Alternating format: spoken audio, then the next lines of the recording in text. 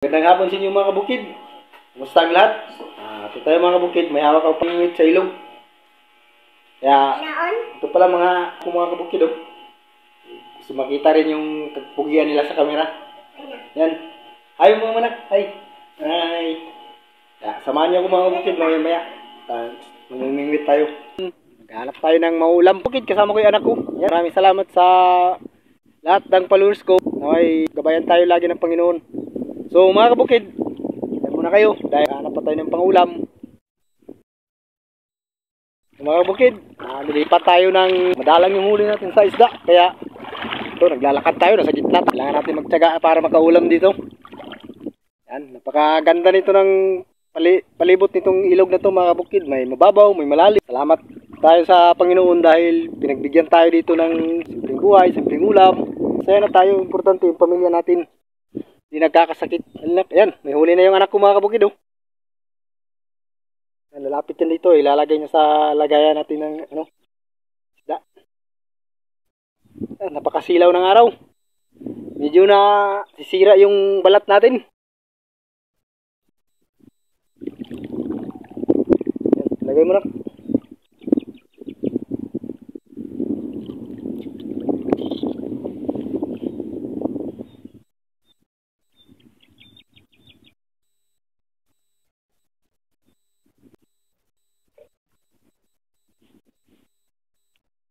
Ay ka muna nak. Tingin ka kamera nak. Nga, dala-dala ko na yung kamera ko mga kabukid kahit na malalim dito hanggang biwang na yung tubig. Ganito talaga pag namimingwit sa ilog. Lamang lusubin yung saan yung isda naglulungga. Alam na yata na mamimingwit kami, nagtatago na siguro. Kasi wala na sa mababaw, dito na sa malalim. Oh my God! Sobrang lalim talaga. Yeah. Mga kabukid oh. Yan yung huli natin. Uy. Yan mga kabukid, nakahuli na tayo. Kaya libre na talaga. Libre na tayong ulam, wala natin bibilhin.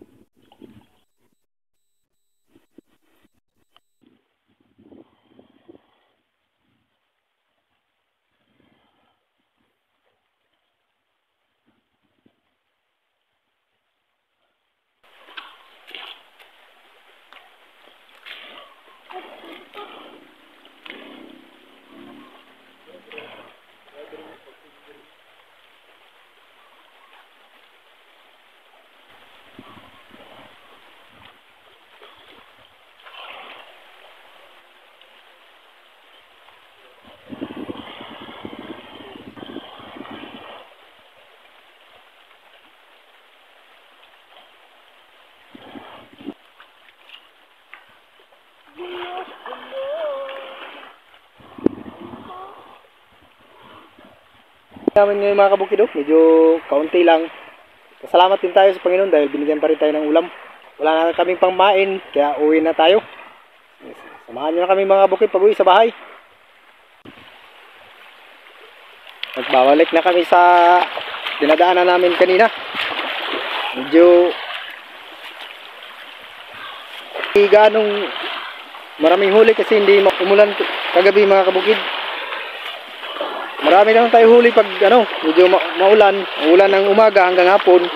Tapos kinaumagahan, titigil yung ulan. Kaya yun ang maganda pamingwit ng na yun, pagkatapos umulan. Mga kabukid yan yung view ng ating ilog. Yan yung anak ko nahuli. Kasi gusto pa niya talagang mamingwit. Kaso wala na talaga pamain. Kaya uwi na. Yan yung araw natin. Napaka ng araw. Masakit sa mata. Sobrang liwanag. Dito kami lagi mga kabukid, namimingwit, minsan paggabi nangingilaw kami ng isda o tinatawag na hipon sa ilog, yung may dalawang sipit. Dito namin yung hinuhuli. Pag nasa bundok naman, yung tinatawag sa amin bakbak o palaka sa Tagalog. Malalaki. Yung hindi nakakalaso na palaka. Yung kinukuha namin doon. Tsaka yung alimasag sa bundok sa may sapa. Medyo tandaan lang tayo mga kabukid sa paglalakad kasi wala tayong tsinilas, napuputol kaya tinapon na lang natin. Ayaw pa ako. Yan. Ang tsinilas.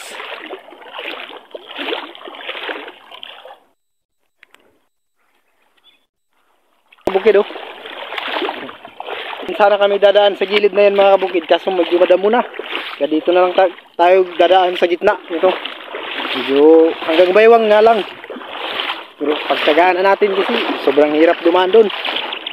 Napakadamo.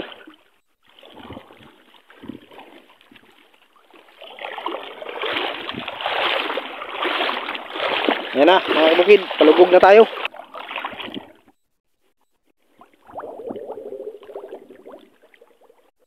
Mga kabukid, medyo lulubog muna natin yung katawan natin sa tubig kasi sobrang init talaga eh. Napakainit ng panahon. Kaya palamigin muna natin. Yan. Masarap sana sumisid kaso huwag natin basahin yung ulo natin na mahirap na. Na naman tayo ulit. Inunahan na ako. Medyo ano raw ako eh, mabagal daw ako maglakad.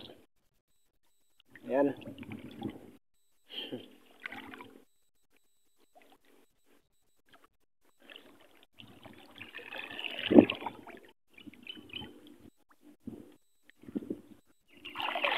Shout out nga pala sa lahat ng Junmar Agkol. Kabady natin dyan. Sa lahat ng kabady din natin. Shout out kay Buddy Ritita. Kay Pari Burga. Shout out sa'yo pare. Kung pare mo, nandito na naman sa ilog. Naghahanap tayo ng ulam. Mga kabukid, nandito na tayo sa dadaanan natin pa uwi. Yan o. Ito yung dinadaanan namin. So, mga hapon. May kaibigan tayo naghahano ng kalabaw. Kaya, pauwi na tayo. Thanking.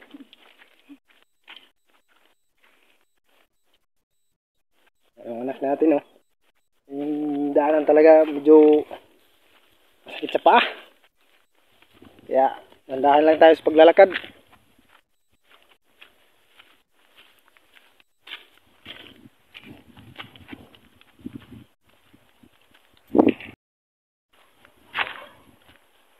Uwi na kami.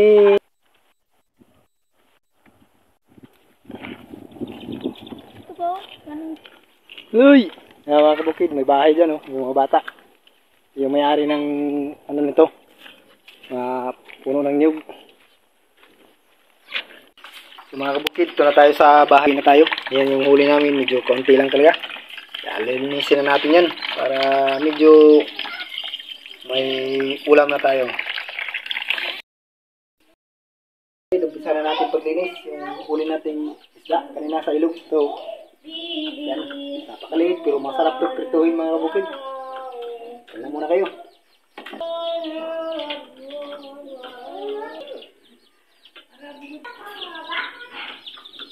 Kabukid, maglagay na tayo ng mantika o oil. Tawagin sa Bisaya, mantika.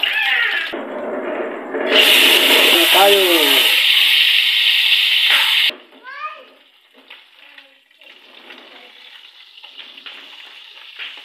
Yan, luto na yung ulam natin.